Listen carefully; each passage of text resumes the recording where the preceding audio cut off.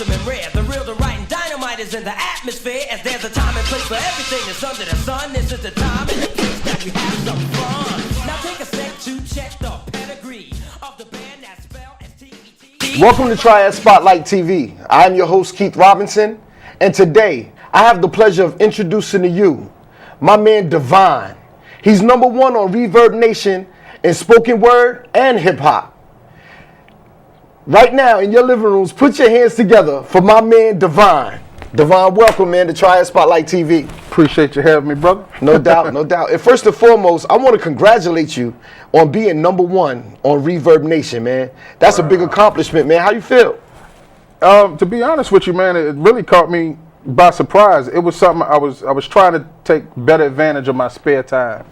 Okay. So I got introduced to Reverb Nation by another artist. Said, you know, give it a try, see if you like it, basically. And I did. I get to do a lot of networking, that kind of stuff, man. At the same time, moving up the charts, that's motivation by itself. That's what's up. That's what's up, man. Like I said, congratulations on that. Appreciate it.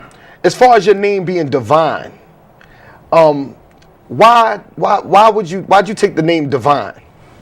I didn't exactly take it. It was given to me, and at this point, it's something I strive for. It's, you know, knowledge and wisdom being understood. It's righteousness.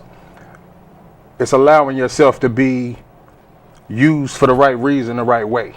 Okay. So, you know, while we constantly evolving, you know, we all, especially our generation, went through our trials and tribulations, got a little misguided, but now that gives us a direction to go for, and that's mine. It's Divine.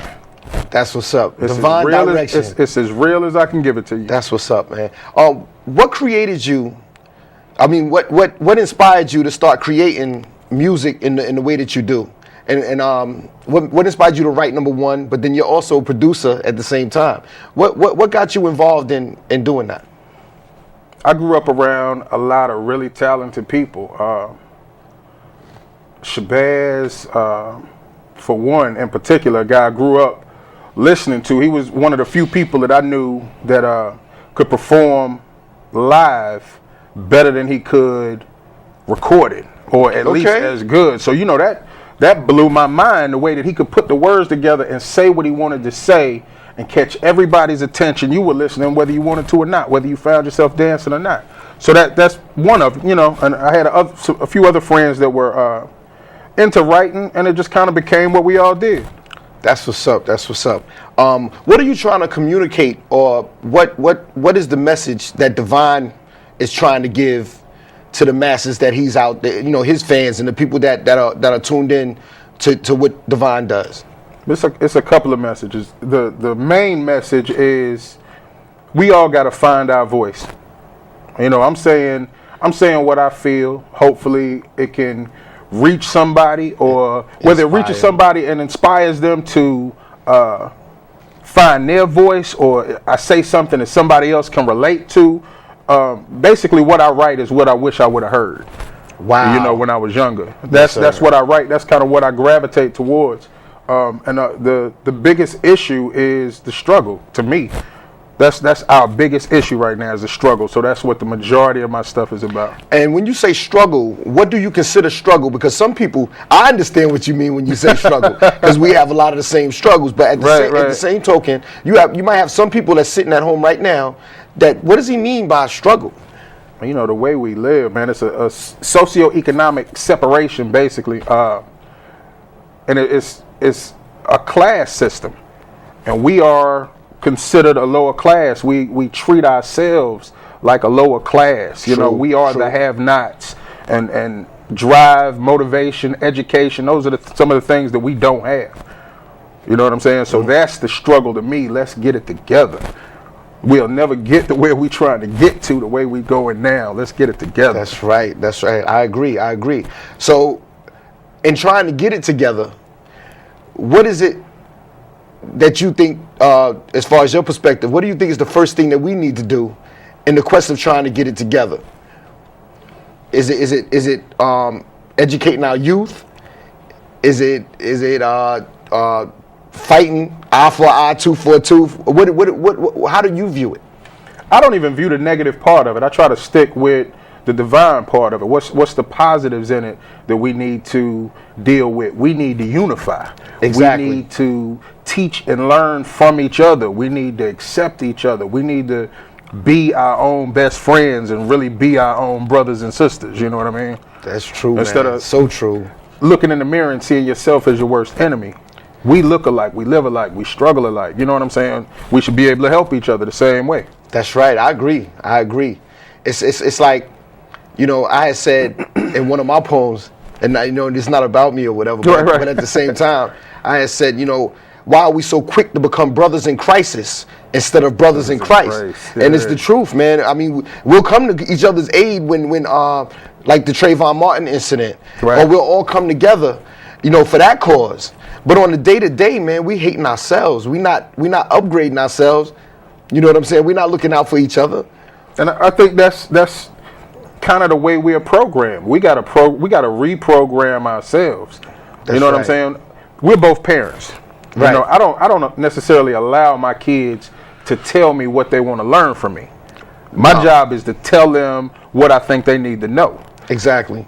We've got that generation gap between the older, you know, experienced people, the people that should be our think tanks, and our youth. They've got that disconnect where, you know, the young kids are looking at the older people like they don't know what's going on. Right. Older people like the young people don't listen. Whether they listen or not, that's still our job. If again, like I said, I don't allow my kids to tell me what they are willing to learn. I just got to give it to them. That's right. You know what I mean? That's And, right. and try to drill it, and failure's not an option. As long as you got that mentality, is you still got a breath, it's not over. Keep That's going. right. Failure's not an option. No surrender, no retreat. No, none at all. You know what I'm saying? But with that, I'd like to go to a video. The video that you have on Reverb right now. Right now, I want to introduce a video from Divine, A Shot of Reality. Don't let tomorrow fade your love away. Think about the bitterness, bad things people say. Give me something to live for. Love and eternally. God has cursed me to see what life should be like. If God wanted me to be this person and be happy here, he wouldn't let me feel so oppressed. He wouldn't let me feel so trampled on. I want when they see me, they know that every day when I'm breathing, it's for us to go farther. I took a shot of reality, chased it with sorrow, smoking the old days, laced with no tomorrow. Got a childhood I can borrow, mine is missing. An infant tried as an adult, sentenced to mental prison. I wanted to run away, but I got caught and tackled. They wouldn't put their guns away till all my thoughts were shackled.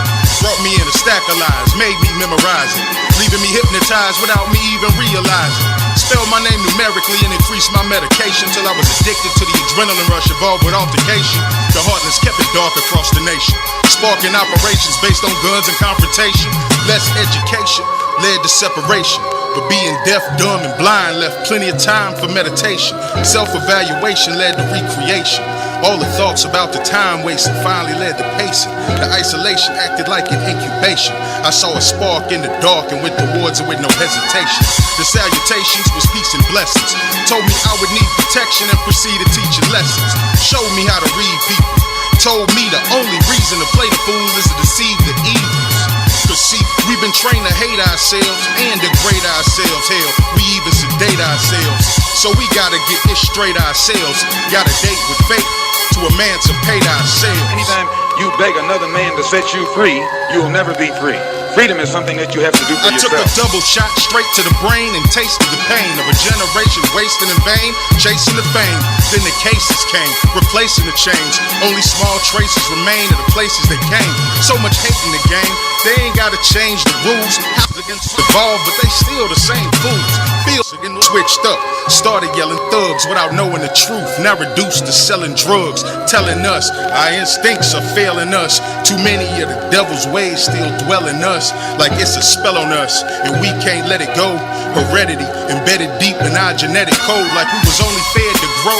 Talk to never know, never keep, just blow. Never reap, just sow.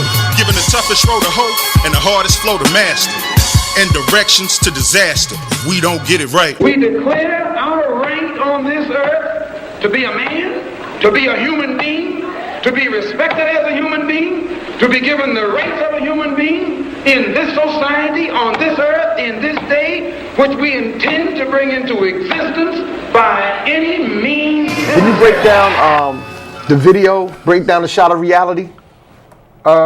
When I took this shot of reality, it all made sense. Why it's so hazy? Why it's so many building blocks that we don't have? There's so many key pieces of information that we don't have about ourselves. That video was done by a friend of mine, Charles Ashley. It's another part to it where I'm sitting in front of a book with incorrect knowledge on it. You know, the titles on it are the math is wrong on it. You know, but then there's money on the other side, and the point is that's what's easy for you to get. You know, you can get incorrect information. You can get a quick dollar, but to get right, you got to get up and go. You got to seek that. You got to search for that. You got to make a decision that you want better, make a decision that you want more, and go do it. That's right. That's right. There's a quote from a shot of reality that we've been taught to hate ourselves and degrade ourselves.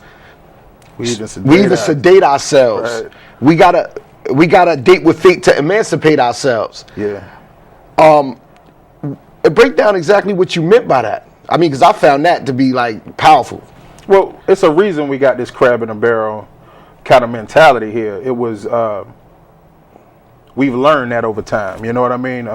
So we're the worst. We usually the worst ones on ourselves. Like we had spoke earlier about a guy named Brother Akil wrote the book. I can't remember the title of the book, but this particular story was about dogs, and it was about, you purchase a puppy, you look at it like it's your property, you don't treat it right, you don't feed it if it don't act right, you basically mistreat this dog any way you see fit. Eventually, though, you can take the chains off the dog, you can open the gate, and that dog will fight another dog that's suffering and struggling, going through the same. Just like that dog. It'll fight another dog before it'll fight the person inflicting the problems. Wow. You know what I'm saying? And that's us. We'll fight each other before we'll work with each other. And that's a shame. That's pitiful, man. That's we've been trained to hate ourselves and degrade ourselves. And then, with that's deep. Pop culture making drug use so much of an everyday norm, they don't have to worry about us, wilding out or standing together or making a difference, because we too busy finding ways to sedate ourselves. Right. We do it ourselves. They don't have to do that. We do it ourselves. So we sleepwalking like we've been injected with anesthesia. Right. So all of that, we've got to fix that ourselves. You're right. What are some of the other artists or other producers that you've worked with on your project? Because you are working on an album called Psychological Warfare, am I right? Right. Actually, it's two. I'm doing an EP that's got a couple of songs. It's got that song on it, The Shot of Reality, and a few spoken word pieces. But I'm also doing one that's a collective, kind of like a compilation. It's me and a bunch of other people. Some of the people, Shabazz, who I mentioned before, one of my, my idols. Upright Lions, Doc Sin, Mr. Entertainment, The Queen, DJ Justice. I work with a group of very talented people. There's so much talent right here. That's right. So I try to get them all on everything I do, and I try to get on, we just try to work together. That's right. And that's the reason of the basis of this show, Triad Spotlight TV, is because there's so much talent in the Triad area. Please, if you're interested in coming on the show, go to triadspotlighttv@gmail.com, shoot me a message, contact me or whatever, and we can work on it. But back to you, Divine. take me on a ride on how it would be like to be in a studio session with you. I'm really a beginner in the studio, man. I'm more of a writer. I prefer doing the writing part. You know, the only reason I even got into production work was I wanted to be able to do it myself. Right. You know, not necessarily saying that the other people around me weren't doing it the way I liked it, but I keep, you know, I work, I got kids, I got to go to school, I keep crazy hours. So I want to be able to do that whenever I got a chance to fit it in. That's really how I learned. So for me, I don't really consider myself a producer at all, because I haven't done anything that I want to rap to. You know what I'm saying? That I want to perform to. I've done some stuff, but like I said, man, for me, I'm really a writer. That's really how I feel about it. I don't freestyle. I'm not in a rush to do the open mic performances. For me, it's more about getting it out. I'm more comfortable on a park bench, no microphone. Right. A few people around me actually listening to what I'm saying. That's more my comfort zone. I'm a corner rapper. But that's truly old school. Yeah, that's truly old school, because we used to beat on the tables in the lunchroom. You know what I'm saying? Get a little crowd around, man. I used to beatbox. You know what I'm saying? Yeah. And that's the essence of hip hop. That's you know what I'm saying? That's where I come from. Okay, being that we brought up hip hop, now I got a question for you, bro. Okay. All right. Do you consider yourself a rapper or a poet? I'm both and I'm neither. You know what I'm saying? No easy answers. Oxymoron, man. Right. I'm both and I'm neither, man. I'm a rapper because I can do it on beat. I'm a poet because I can do it more of a free verse, not necessarily on a rhythmic. You know, I can do it either way. But I'm neither because really I'm just somebody with something to say. I hear you. You know what I mean? I'm just as fine if I put it in a book and you read the book. It's more about the message. I think that a lot of artists get too caught up in the artistry of it and overlook the message. You know, you've got $1 million jewels sitting at home somewhere in a book that you won't let it out because the deal ain't right, or you know, that's not what I do it for. I treat this more like a hobby. You know what I mean? I do it even when I can't stand it. I do it. You do it because you love it. Because I love it. Even I'm telling you, even when I hate it, I still love it. You know what I mean? Feel you. It's a part of me, so I just do it. I feel you. Well, right about now, we have some footage of you saying, "I'm a poet." Right. So introduce this clip, Divine, real quick. Okay, this is called "I'm a Poet," and this is actually my first attempt at strictly being a spoken word artist and not a rapper. So this is my definition of why I consider myself to be a poet. Hope you enjoy it. I am a poet. I'm a poet in every sense of the word. Even before I first heard or was introduced to Views Like I Too by Langston Hughes, I already knew what I wanted to do. I wanted to flow too. I wanted to play with words. Because when you got that way with words, there's an infinite potential for things you can or not say with words. Whether metaphorically implied or categorically denied or historically and mandatorily recited orally with pride, like I pledge allegiance to what he said. Eventually it became what we said. But then one day I heard what she said, and she said I was kind of cute. Asked me what my name was, and it was a shame because right then she had exposed my weakness.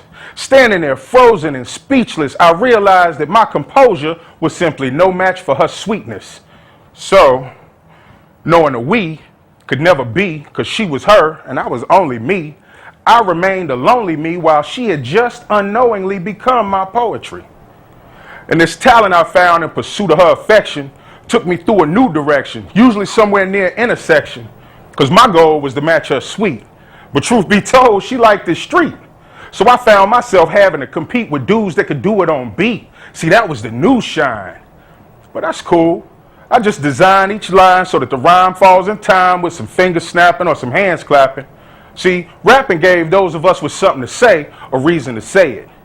We never worried about getting the radio to play it because hip-hop was underground. man, I used to love the sound of real MCs spitting. So I was like a student of the stars, studying this steady stream of new styles. Because where I'm from, you ain't have to wait for your first court date to go through a few trials, and neither did these dudes. And I could read the clues and see that these blues were shared by a long list of others. Made me understand why we call each other sisters and brothers. Because we don't have to be in the same situations for our situations to be the same. It's all ghetto games. And that's when these situations became my poetry. Wow. Wow, my brother, deep. Thank you. And I'm gonna tell you something. You are a poet. You know what I'm saying? You are truly a poet, an artist, a wordsmith. Right. You know what I'm saying? Painting pictures with words, man. A lyrical Picasso, so to speak. You know what I mean? But I know that you're a poet and a rap artist at the same time. But I understand that you're also an author. So your memoir, lyrically speaking, Memoirs of a Reformed Rapper. Yeah. When is that published, or what is your plan with this book? I'm still writing it. I'm seeking publishing. It's not published now. I'm not a published author. I'm an aspiring author. But it's basically my first, my introduction to poetry. I'd always been what I considered to be a rapper. You know, a street rapper from the South. And the memoir takes place in New York. And I was performing for a lot of what I would consider the artsy types, you know, School of the Arts. They're doing show tunes. Literary poets and stuff like that? No, there was no other poets. They were stage actors and performers. Oh, okay. Like, you know, they were doing expressive dance. They were doing show tunes and you know, a lot of play material. Mm-hmm. And here I am. I get up and I'm doing what in my mind is a song. You know what I mean? Uh-huh. But they don't know that. So I get about halfway through and the place was just so quiet. I didn't think that they were even interested at all. And then at the end of it, you know, they kind of go crazy. So that let me know right there, I like the difference between being a rapper and being a poet. You know, and I touch on that in the memoir. I say something about when you are a rapper, you know, it's really about your bravado. It's about, you know, swag. Your swag and all of that kind of stuff, where the poetry is more about your intelligence. You know, right. Instead of going somewhere and having 30 people tell you what side of town they from, or, you know, don't like you and never heard you, you got a room full of people who are out to hear something good. You know, that's the crowd. That's when I was like, you know what, I think I'm onto something here. I want to do this poetry thing. Y'all can do the rap thing. I want to do the poetry thing. But, you know, they're kind of inseparable. It's the same thing, just one's got a beat and one doesn't. I hear you. I feel you. Now, you did another piece for us in studio about the word, basically. What was the name of that piece? I call it Messages. Messages. Right now, we're going to go to another clip of my man Divine. Powerful message. Messages. Stay tuned, y'all. We're going to come back and chop it up in just a minute. Subliminal messages and speeches coming from teachers and preachers mentally bleach us into believing we ain't all God's creatures.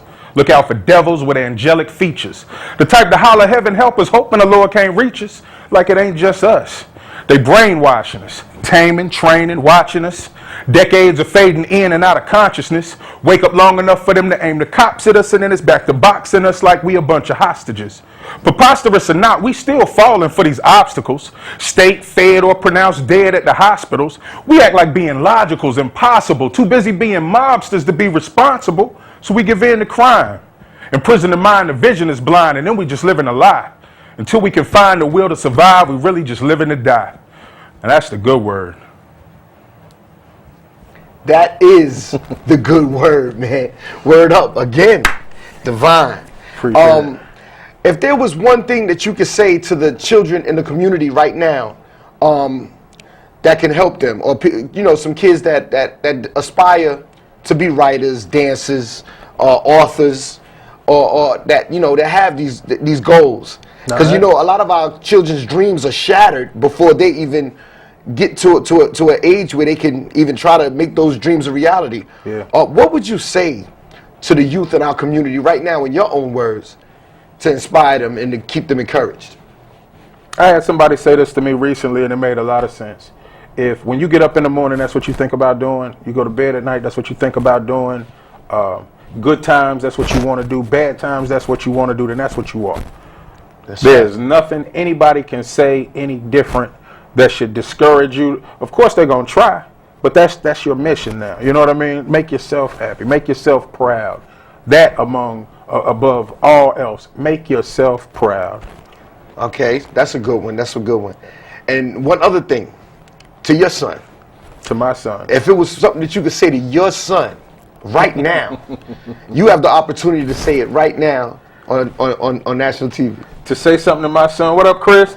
I can't leave my daughter out. Hey, baby. That's what's up. But my son, to both of our sons, Chris and KJ, I appreciate y'all tremendously for bringing the two of us together and making this go down. But I've never been more proud of anybody than I am of both of my children.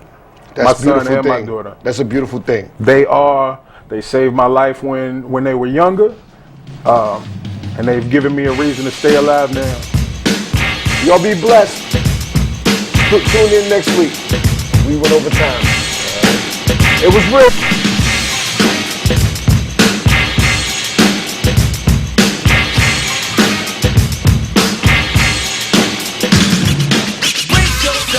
Awesome and rare, the real, the right, and dynamite is in the atmosphere. As there's a time and place for everything that's under the sun. This is the time and the place that we have some fun. Now take a sec to check the